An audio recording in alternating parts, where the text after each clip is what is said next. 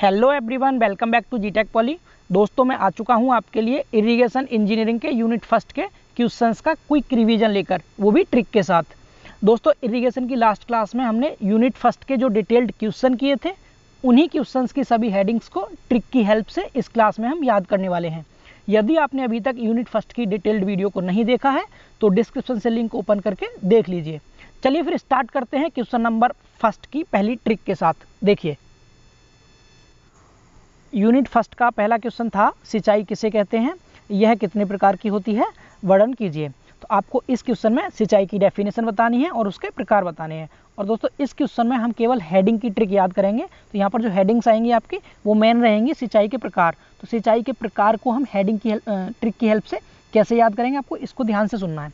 तो देखिए, यहाँ मैंने ट्रिक लिखी हुई है, प्रकृति एवं मनुष्यों ने मिलकर वर्षा तथा बाढ़ को फ्लो लिफ्ट स्प्रिंकल सिंचाई के रूप में प्रयोग कर लिया। देखो, इसको पहले ध्यान से समझ लो, फिर मैं आपको एक बार में याद करा दूंगा। आप सोचिए सिंचाई के बारे में, जैसे सिंचाई करनी है आपको, तो सिंचाई की जिम्मेदारी मेनली दो ही लोगों ने ले रखी है, एक तो प्रकृति ने और दूसरा मनुष्यों ने। मनुष्य मतलब हमारे किसान भाई जितने भी हैं, ठीक है। तो इन दोनों ने क्या किया है, सिंचाई की पूरी जिम्मेदारी ली है। इसलिए हम याद रखेंगे, प्रकृति एवं मनुष्यों ने मिलकर वर्षा तथा बाढ़ को, बारिश और बाढ़ का जो पानी होता है उसको फ्लो लिफ्ट स्प्रिंकल सिंचाई के रूप में प्रयोग कर लिया। समझ आ रहा है? एक बार फिर से रिपीट करेंगे ट्रिक को। प्रकृति एवं मनुष्यों ने मिलकर वर्षा तथा बाढ़ को फ्लो लिफ्ट स्प्रिंकल सिंचाई के रूप में प्रयोग कर लिया। एक लाइन आपको याद करनी है। अब देखिए, इससे टाइप आपके सारे समझ में आ जाएंगे।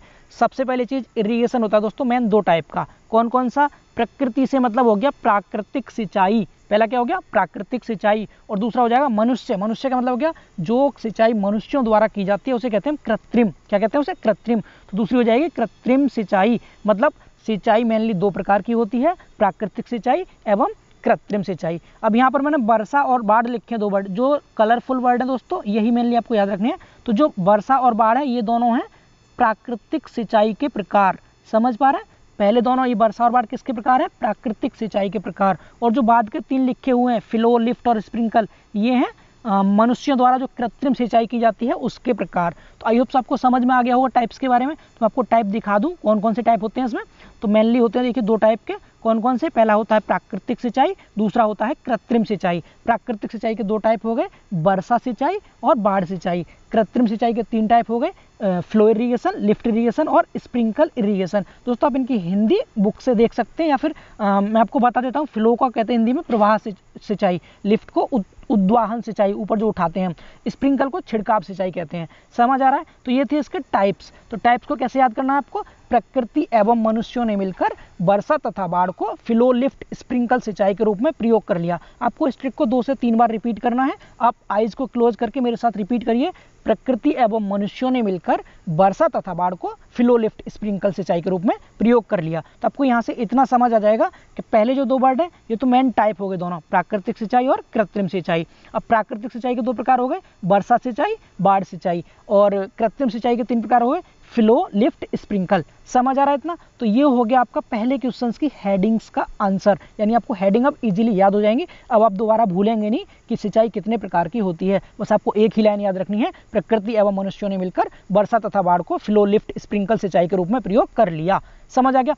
अब बात करते हैं दोस्तों क्वेश्चन नंबर 2 की। देखिए जल्दी से दोस्तों, सेकंड क्वेश्चन था हमारा, सिंचाई की आवश्यकता क्यों पड़ती है, वर्णन कीजिए। मतलब आपको सिंचाई की आवश्यकता के बारे में बताना है कि आवश्यकता क्यों पड़ती है। तो देखिए, इसमें कौन कौन सी हेडिंग आएंगी, इसकी ट्रिक सुन लीजिए। यहाँ लिखा है मैंने, वर्षा का ना समय है और ना लिमिट, अधिक पानी का मूल्य कोई फसलों से पूछे। क्या है ट्रिक? वर्षा का ना समय है और ना लिमिट, अधिक पानी का मूल्य कोई फसलों से पूछे। अब देखिए, इस ट्रिक को आपको इस क्वेश्चन से कैसे रिलेट करना है, क्योंकि 5 क्वेश्चन कराऊंगा मैं आपको, और 5 क्वेश्चन की 5 अलग अलग ट्रिक हैं। तो आप क्वेश्चन को ट्रिक की हेल्प से कैसे याद करना, मतलब रिलेट कैसे करना है, कौन सी ट्रिक किस क्वेश्चन में लगेगी। तो यहाँ पर पूछा आवश्यकता, पानी की आवश्यकता, और नीचे लिखा है अधिक पानी का मूल्य कोई फसलों से पूछे। तो ये आवश्यकता से रिलेट हो रहा है ना। तो आपको याद रखना इस क्वेश्चन में कौन सी ट्रिक आएगी, अधिक पानी का मूल्य कोई फसलों से पूछे। अब देखिए इसमें हेडिंग्स कैसे कैसे बनेंगी। तो यहाँ लिखा है वर्षा का ना समय है और ना लिमिट। तो वर्षा का समय नहीं दोस्तों, कोई भी कभी भी हो जाती है। तो इसका मतलब पहली हेडिंग हो जाएगी हमारी, वर्षा का समय पर ना होना, यानी वर्षा का समय पर ना होने की वजह से हम क्या करते हैं, सिंचाई करते हैं। तो पहली हेडिंग क्या रहेगी, वर्षा का समय पर ना होना। समझ आ रहा है, वर्षा का समय पर ना होना। जो बोल्ड करके लेटर लिखे हुए हैं इन्हीं को आपको याद रखना है मेनली, वर्षा का समय पर ना होना। समझ आ गया। दूसरा लिखा ना इसकी कोई लिमिट है। लिमिट ना होने से मतलब क्या है कि बारिश कभी तो ज़्यादा हो जाती है, कभी कम हो जाती है। तो ना लिमिट से आपकी दो हेडिंग बनेगी। कौन कौन सी, एक तो बनेगी वर्षा का बहुत कम मात्रा में होना और वर्षा का अत्यधिक होना। क्या क्या, पहली रहेगी वर्षा का बहुत कम मात्रा में होना और दूसरी होगी वर्षा का अत्यधिक होना। समझ आ रहा है इतना। इसके बाद है फिर अगला अधिक पानी। अधिक पानी से मतलब है कि अधिक पानी चाहने वाली फसलों को उगाना। अधिक पानी चाहने वाली फसलों को उगाने के लिए भी हमें सिंचाई की आवश्यकता होती है। इसके बाद लिखा मूल्यवान, मूल्य फसलों। तो मूल्य फसलों से मतलब क्या हो जाएगा, मूल्यवान फसलों को उगाने के लिए। समझ आ रहा है। तो मेनली इसमें कितनी हेडिंग बन गई आपकी, 4 हेडिंग बन गई। कौन कौन सी, वर्षा का समय पर ना होना, वर्षा का बहुत कम मात्रा में होना, वर्षा का अत्यधिक होना और अधिक पानी चाहने वाली फसलों को उगाना, मूल्यवान फसलों को उगाना। समझ आ गया। तो आपकी ये सब चारों हेडिंग्स मैंने यहाँ पर लिखी हुई हैं, देख लीजिए आप कौन कौन सी। पहली हो जाएगी आपकी वर्षा का समय पर ना होना, दूसरी वर्षा का बहुत कम होना, तीसरी वर्षा का अत्यधिक होना और चौथा हो जाएगा अधिक पानी चाहने वाली तथा मूल्यवान फसलों को उगाने के लिए। इसके बाद एक लाइन और लिखी नीचे, आप चाहे तो इसे भी याद कर सकते हैं कि देश की खाद्य स्थिति को सुदृढ़ बनाने के लिए सुव्यवस्थित ढंग से सिंचाई की आवश्यकता होती है। तो ये मैंने 4 हेडिंग है, इनके अंदर की डिटेल क्या लिखनी है ये मैंने आपको फर्स्ट वीडियो में बहुत अच्छे से पढ़ाया था, आप फर्स्ट वीडियो को देख सकते हैं। ठीक है। तो ट्रिक को मैं एक बार फिर से रिवाइज कर दूं। क्या है पहली ट्रिक, क्या है इसकी ट्रिक, वर्षा का ना समय है और ना लिमिट, अधिक पानी का मूल्य कोई फसलों से पूछे। आप इसको 2 से 3 बार रिपीट कीजिएगा, आपको याद हो जाएगी आसानी से। ठीक है। एक बार आइज को क्लोज करके फिर से बोलिए मेरे साथ, वर्षा का ना समय है और ना लिमिट, अधिक पानी का मूल्य कोई फसलों से पूछे। समझ आ गया। तो दोस्तों ये हो गया हमारा सेकंड क्वेश्चन। अब बात करते हैं क्वेश्चन नंबर 3 की। देखिए तीसरा क्वेश्चन था दोस्तों हमारा, सिंचाई के लाभ तथा हानियों पर प्रकाश डालिए। देखिए कितनी बार पूछा, जितने क्वेश्चन मैं यहाँ करा रहा हूँ सबके सब यूपी बीटी के एग्जाम में रिपीट हुए हैं बार बार। इनमें से एक क्वेश्चन आपका पक्का आना ही आना है, इसीलिए आपको ट्रिक से बस हेडिंग्स को याद कर लेना है, डिटेल तो आप लिख ही देंगे। तो देखिए लाभ की ट्रिक क्या है दोस्तों, लाभ इसके कम से कम 12-13 लाभ हैं। तो इसके लिए मैंने 3 सेंटेंस लिखे हैं सिर्फ। आपको 12-13 लाभ केवल 3 सेंटेंस की हेल्प से याद करने हैं। उन 3 सेंटेंसों को मैं आपको अच्छे से समझाता हूँ, आपको याद करना है। देखिए सबसे पहला सेंटेंस रहेगा हमारे इसमें, यानी पहली जो ट्रिक है हमारी सबसे पहली वो है, अन्न अकाल तथा सूखे के समय कृषकों के लिए मूल्यवान पदार्थ है। अन्न मतलब होता है अनाज। ठीक है। तो जो अनाज होता है वो क्या है, अकाल तथा सूखे के समय कृषकों के लिए मूल्यवान पदार्थ है। तो अन्न के बारे में बात करना, सबसे पहला वर्ड आ रहा है हमारा अन्न। तो अन्न से पहली हेडिंग बन जाएगी अन्न उत्पादन में बढ़ोतरी, यानी कि सिंचाई का ये लाभ है, अन्न उत्पादन में बढ़ोतरी। समझ आ रहा है। इसके बाद दूसरा है अकाल तथा सूखे, यानी अकाल तथा सूखे का मतलब है कि अगर हम सिंचाई करेंगे तो अकाल तथा सूखे से बचाव होगा। तो दूसरी हेडिंग हो जाएगी अकाल तथा सूखे से बचाव। समझ आ रहा है। इसके बाद तीसरा है कृषकों। कृषकों मतलब हो जाएगा कृषकों की आर्थिक दशा में सुधार। कृषक मतलब किसान से कहते हैं, अगर सिंचाई प्रॉपर करेंगे, खेती प्रॉपर अच्छे से होगी तो कृषकों की आर्थिक दशा में सुधार। अगला है मूल्यवान। मूल्यवान से मतलब है जो कॉस्टली होती है, तो मूल्यवान फसलों की उपज।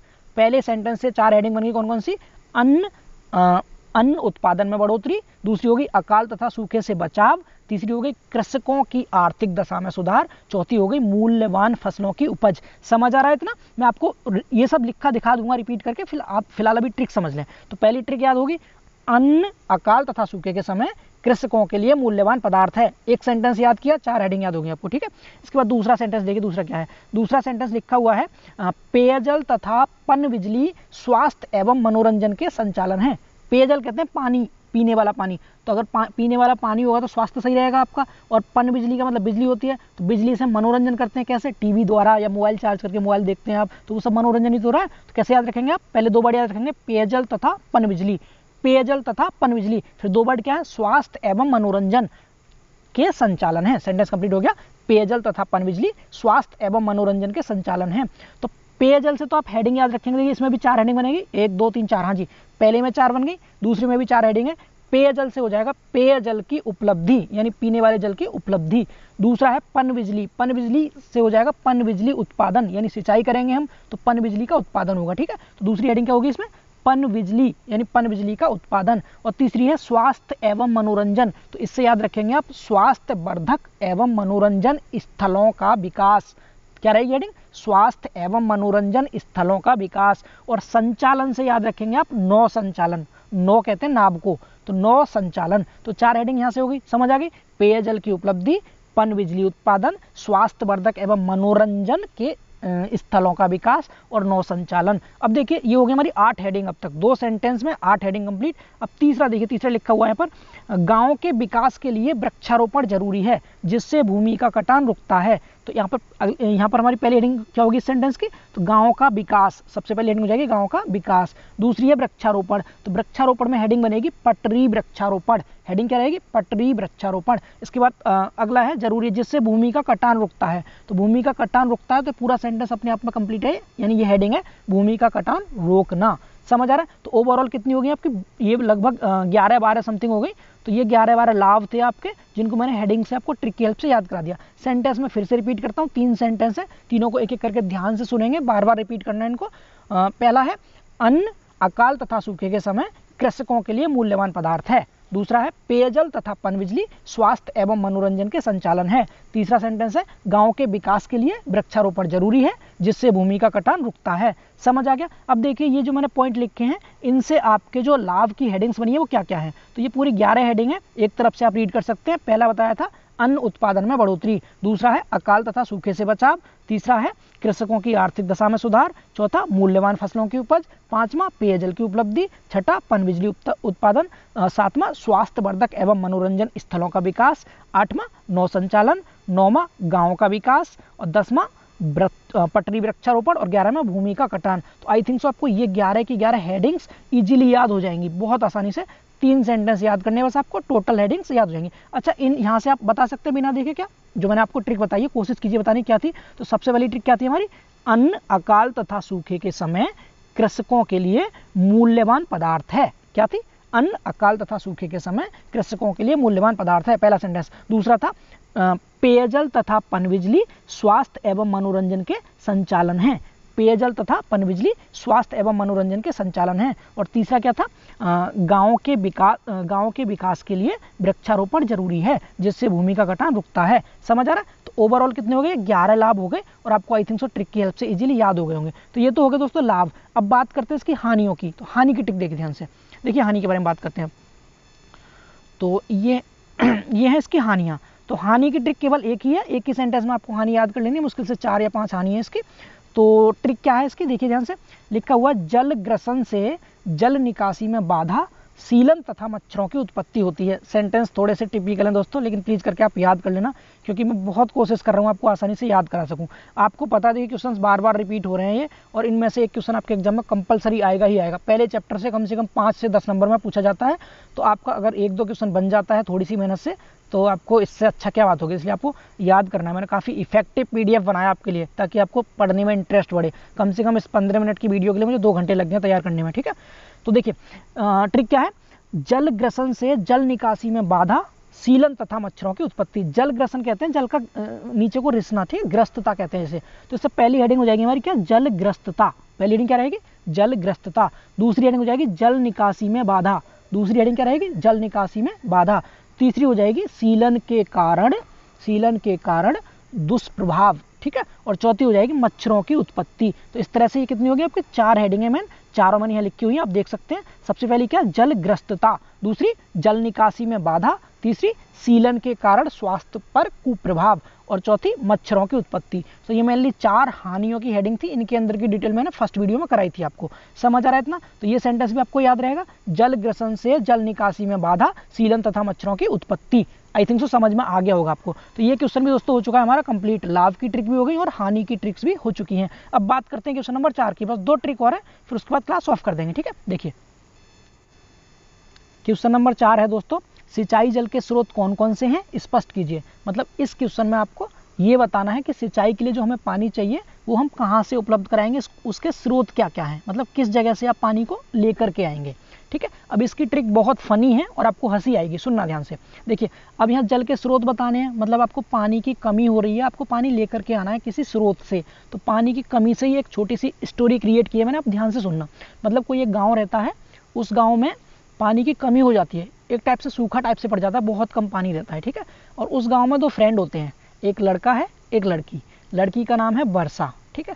अब जो लड़का होता है, देखिए आपने सुना होगा दोस्तों कि गाँव में क्या होता है, कभी जैसे बारिश ना हो बहुत टाइम तक और बहुत ज़्यादा गर्मी पड़ती है, सूखा टाइप से पड़ जाता है, तो लोग कहते हैं कि हम अगर अपने आसपास आग जला करके तपने बैठ जाएं तो तपने से बारिश हो जाती है। ऐसा आपने सुना होगा नॉर्मली, ठीक है, नहीं सुना तो मुझसे सुन लो। क्या कि ऐसा कहते हैं लोग कि अगर आग जला के हम उसके आसपास बैठ के तप करें, मतलब तपें आग में, गर्मी में, बहुत गर्मी में, तो उससे बारिश हो जाती है, ऐसा सुना है, ठीक है। तो इसीलिए वो लड़का कहता है उस लड़की से, वर्षा से, क्या कहता है, वर्षा तपो। क्यों कहता है वो, क्या कहता है, वर्षा तपो। ट्रिक की स्टार्टिंग हो रही, सुनना ध्यान से, वर्षा तपो, क्योंकि पानी की कमी थी। तो लड़के ने उस फ्रेंड से, अपनी फ्रेंड से कहा लड़की से कि वर्षा तपो। अब वर्षा का रिप्लाई सुनना, आपको हंसी आएगी पक्का, ठीक है। तो वर्षा क्या कहती है, ना ना ना ना, मैं क्यों तपूं, मेरी ब्यूटी खराब नहीं हो जाएगी। क्या कहती है वर्षा, ना ना ना ना। अब ध्यान रखना, 4 बार ना बोला वर्षा ने, कितनी बार, 4 बार, ना ना ना ना, मैं क्यों तपूं, मेरी ब्यूटी नहीं खराब हो जाएगी। अगर तुझे पानी की इतनी ही ज़रूरत है तो किसी जलकुंड कुएं झील में डूब मर। क्या बोला उसने, अगर तुझे पानी की इतनी ही ज़रूरत है तो किसी जलकुंड कुएं झील में डूब मर। समझ आ रहा है। तो लड़के ने वर्षा से क्या कहा, तपो वर्षा। वर्षा ने रिप्लाई क्या दिया, ना ना ना ना, मैं ना तपने की, अगर तुझे पानी की इतनी ही ज़रूरत है तो किसी जलकुंड कुएं झील में डूब मर। ठीक है, अब इसी से आपके सारे स्रोत मिल जाएंगे। ट्रिक समझ में आ रही है, ठीक है। तो देखिए वर्षा से तो बन जाएगा आपका पहला स्रोत हो गया वर्षा, ठीक है, सबसे बड़ा स्रोत होता है सिंचाई का वर्षा। अब थोड़ा सीरियस होकर समझेंगे। इसके बाद ता, यहाँ तपो में 2 बार आ रहा है, एक तारा एक पारा। ता से होता है तालाब और पो से हो जाएगा पोखर। तपो में क्या आ रहा है, ता और पो, ता से तालाब, पो से पोखर। अब ये 4 ना लिखे हैं, एक एक करके सुनना। पहले ना का मतलब हो गया नहर, दूसरा ना हो गया नलकूप, तीसरा ना हो गया नदी, और जो बड़ा वाला ना लिखा है इसका मतलब हो जाएगा नाले। क्या क्या हो जाएगा, नहर, नलकूप, नदी, नाले। समझ आ रहा है। इसके बाद अगला है जलकुंड, उसके बाद कुएं, उसके बाद है फिर झील। तो इस तरह से आपके ओवरऑल ये जितने भी होते हैं ये सब क्या हो गए, जल के स्रोत हो रहे हैं। ठीक है, क्या क्या, वर्षा, तालाब, पोखर, नहर, नलकूप, नदी, नाले, जलकुंड, कुएं, झील। समझ आ रहा है ना। तो आपको एक लाइन याद करनी है, आपको सारे स्रोत याद हो गए। ठीक है, अब देखिए यहाँ पर मैंने इसका आंसर लिखा हुआ है इस तरह से। अब इन्हीं सबसे सेंटेंस आपको बनाने हैं। किस किस से बनाने हैं, सेंटेंस आप खुद से बना सकते हैं इजीली। यहाँ मैंने लिखा हुआ है वर्षा का मतलब, वर्षा हो गया, ता से हो गया तालाब, पो से हो गया पोखर, ना से नहर, ना से नलकूप, ना से नदी, ना से नाले, और फिर जलकुंड, कुएं, झील। इस तरह से आपके ये हो गए स्रोत जल के। ठीक है, अब यहाँ ये जो सेंटेंस लिखे हुए हैं आप इनको पढ़ सकते हैं अच्छे से और समझ सकते हैं। देखिए सबसे पहला सेंटेंस यहाँ लिखा हुआ है, वर्षा जो सीधी खेतों पर पड़ती है। तो आपको वर्षा के बारे में सेंटेंस लिख के आना है कि वर्षा जल का स्रोत है। आप क्या कहेंगे कि वर्षा जल का मुख्य स्रोत होता है जो कि क्या होता है, जो कि फसल पर सीधे पड़ता है, खेतों पर सीधे पड़ता है। तो दोस्तों इनको आप याद कर लेना, वीडियो लेंदी हो जाएगी, मैंने आपको डिटेल में पढ़ा रखा है। ठीक है, फिलहाल आप ये बताइए आपको ये नाम याद हो गया ना। ठीक है, चलिए बात करते हैं अगले क्वेश्चन की। क्वेश्चन नंबर 4 हो गया हमारा कंप्लीट। अब बात करते हैं क्वेश्चन नंबर 5 की। लास्ट क्वेश्चन है 5 क्वेश्चन, उसकी ट्रिक और समझ लें आप, ध्यान से देखिए। तो आज की वीडियो का लास्ट क्वेश्चन है ये, क्वेश्चन नंबर 7। 4 के बाद सीधा 7वां क्वेश्चन है, इंपोर्टेंट था ये, मतलब ओवरऑल 5 क्वेश्चन करने थे हमें, 7वां ये है। सतही सिंचाई कितने प्रकार की होती है बताइए, तथा किसी एक विधि का संक्षेप में वर्णन कीजिए। तो ये क्वेश्चन मैंने आपको डिटेल में करा चुका था पहले ही। यहाँ पर हम केवल क्या पढ़ेंगे, इसकी हेडिंग कौन सी आएंगे, जिसमें प्रकार बताने में किसके, सतही सिंचाई के, जो आपकी सरफेस इरिगेशन होता है उसके प्रकार बताने हैं। ठीक, कितने प्रकार की होती है सतही सिंचाई। तो एक छोटा सा सेंटेंस है, बहुत सिंपल सेंटेंस है, आपको एक ही बार में याद हो जाएगा। ठीक है, जितने भी टाइप है सेंटेंस है। तो ट्रिक क्या है, मुक्त चेक मिल रहे हैं। इस चक वर्ड को आप चेक से याद रखना, कैश और चेक जो होता है, ठीक है, चेक। तो मुक्त चक मिल रहे हैं, दौड़ के जा कुंड सीढ़ी के पास। मतलब एक लड़का होता है वो दूसरे लड़के से कहता है, अपने दोस्त से कहता है कि मुक्त में चेक मिल रहे हैं और दौड़ के जा कुंड सीढ़ी के पास। क्या कहता है वो, मुक्त चक मिल रहे हैं, दौड़ के जा कुंड सीढ़ी के पास। ठीक है, अब इनमें जो आपके बोल्ड लेटर लिखे हुए कलरफुल, इन्हीं से हम इसके टाइप बताएंगे। तो सबसे पहला है मुक्त। तो मुक्त का मतलब हो जाएगा, पहला मेथड हो जाएगा हमारा मुक्त विधि। क्या हो जाएगा, मुक्त विधि। इसे हम इंग्लिश में फ्लडिंग मेथड भी कहते हैं। ठीक है, दूसरा है चक, तो ये हो जाएगा चक मेथड। चक कहते हैं क्यारी को, तो क्यारी विधि दूसरी क्या हो जाएगी, क्यारी विधि। तीसरा है दौड़, दौड़ से बन जाएगा दोस्तों द्रोड़, दौड़ से क्या बन जाएगा, द्रोड़। तो द्रोड़ को वेसिन कहते हैं इंग्लिश में, तो द्रोड़ मेथड हो गया तीसरा। चौथा है कुंड, तो कुंड से बन जाएगा कुंड विधि। ठीक है, कुंड विधि हो जाएगी, जिसे हम इंग्लिश में फुरो इरिगेशन कहते हैं। अगला है सीढ़ी, सीढ़ी मतलब हो जाएगा आपका सीढ़ी विधि, सीढ़ी विधि नाम है, और दूसरा नाम इसका कंटूर भी होता है। ठीक है, तो यहाँ जो 5 टाइप के होते हैं, 5 मैंने लिखे हुए हैं, आप एक तरफ से देख सकते हैं। देखिए थोड़ा छोटा कर देता हूँ, आपको एक साथ सब कुछ दिख जाएगा, ट्रिक भी और नाम भी इसके। तो देख लीजिए आप क्या लिखा है। पहला था मुक्त, तो क्या हो जाएगा, मुक्त या फिर फ्लडिंग मेथड। दूसरा है चक, तो क्या हो जाएगा, चक या फिर क्यारी विधि, इंग्लिश में चक, हिंदी में क्यारी विधि। तीसरा है दौड़, दौड़ से बन जाएगा द्रोड़ी, तो क्या हो जाएगा, द्रोड़ी या फिर वेसिन विधि। चौथा है कुंड, तो कुंड से क्या बन जाएगा, कुंड विधि। और 5वां है सीढ़ी, तो सीढ़ी का क्या हो जाएगा, सीढ़ी या फिर कंटूर विधि। तो आपको एक सेंटेंस याद करना है, मुक्त चक मिल रहे हैं, दौड़ के जा कुंड सीढ़ी के पास, और आपको पांचों के पांचों टाइप इजीली याद हो जाएंगे। आई थिंक सो दोस्तों आपको ट्रिक्स बहुत पसंद आई होंगी, सारी ट्रिक हो चुके हैं कंप्लीट। तो 5 क्वेश्चंस को 5 ट्रिक की हेल्प से हमने बहुत आसानी से कवर कर लिया। आप सारी हेडिंग्स को अच्छे से रिवाइज करना। इसका पीडीएफ मैं आपको दे दूंगा, ठीक है, इसका जो भी पीडीएफ है मैं आपको डिस्क्रिप्शन में लिंक दे दूंगा, पीडीएफ डाउनलोड कर लेना। तो दोस्तों अब तो आप हेडिंग याद कर सकते हो ना, अब तो मैंने आपको काफ़ी इजी ट्रिक भी दे दी, अब आप आसानी से याद कर सकते हो उसे, ठीक है। और बहुत मेहनत लगी है दोस्तों इसे बनाने में, तो प्लीज़ करके मेहनत को बेकार मत जाने देना। आपका अगर ये क्वेश्चन आता है एग्जाम में तो गलत नहीं होना चाहिए, ठीक है। बहुत मेहनत से बनाया है, तो उतनी ही मेहनत से आप पढ़ना है इसको, और ज़्यादा से ज़्यादा जितने भी पॉलीटेक्निक के स्टूडेंट्स हैं सबके पास तक ट्रिक्स को पहुंचाना, क्योंकि थ्योरी का सब्जेक्ट है, याद करने में सभी को दिक्कत होती है, और मैं यहाँ में मेहनत कर रहा हूँ तो आप सबके लिए ही कर रहा हूँ। आप प्रत्येक बच्चे के पास तक इस वीडियो को फैला दो, और जितने भी आपके फेसबुक व्हाट्सअप ग्रुप्स हैं सबके पास शेयर करो, ताकि हर एक बच्चा इस वीडियो का लाभ उठा सके। क्योंकि यूट्यूब पर शायद आई थिंक सो ऐसी ट्रिक्स पहली बार ही मिल रही होंगी आपको, और मैंने खुद से बनाई है, बहुत मेहनत लगी है, तो उसको बिल्कुल वेस्ट मत जाने देना। वीडियो को ज़्यादा से ज़्यादा शेयर करना, और ऐसी ही अच्छी अच्छी ट्रिक्स के लिए चैनल से जुड़े रहना, ठीक है। फिर इसके बाद मैं आपको सेकंड यूनिट कराऊंगा, जिसमें कि हम सेकंड यूनिट के इंपोर्टेंट क्वेश्चंस करेंगे इरिगेशन के, और फिर उसकी भी ट्रिक्स कोशिश करूंगा प्रोवाइड करने की, ठीक है।